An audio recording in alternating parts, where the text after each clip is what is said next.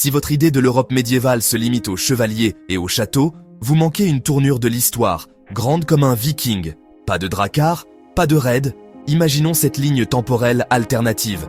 Revenons au 8e siècle. Les Vikings, ces légendaires explorateurs nordiques, ne lancent jamais leurs fameux raids sur les côtes européennes. Pas de sac de Lindisfarne, pas de terreur à Paris, pas de colonies en Angleterre, en Irlande ou en Normandie. Alors, qu'est-ce qui change ? D'abord, les côtes européennes respirent mieux. Les monastères et les villes conservent leurs trésors, et les défenses côtières ne se développent pas aussi vite. Sans ces attaques vikings, le système féodal pourrait se développer plus lentement ou différemment. Il y aurait moins besoin de châteaux fortifiés et de puissants seigneurs locaux. L'Angleterre, par exemple, pourrait rester plus unifiée, au lieu d'être fracturée par les invasions et les royaumes norrois. Maintenant, pensez au langage. L'anglais est un mélange d'anglo-saxon et de vieux norrois, grâce à l'influence viking.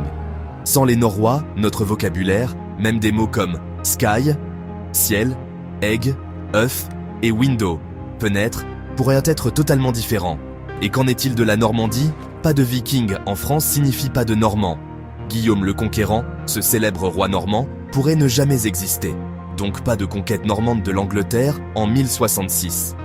La culture anglaise, le droit, et même l'arbre généalogique royal seraient méconnaissables. Même l'histoire de la Russie change. Le mot russe vient des colons vikings. Pas de vikings, peut-être pas de Russie telle que nous la connaissons. C'est un effet domino. Pas de vikings en Europe signifie moins de réseaux commerciaux, moins d'échanges culturels et une carte totalement différente en l'an 1000. Alors la prochaine fois que vous penserez aux vikings comme de simples pillards, rappelez-vous, ils ont façonné l'Europe d'une manière que la plupart des gens ne réalisent jamais. Sans eux, le continent aurait pu rester dans l'ombre beaucoup plus longtemps.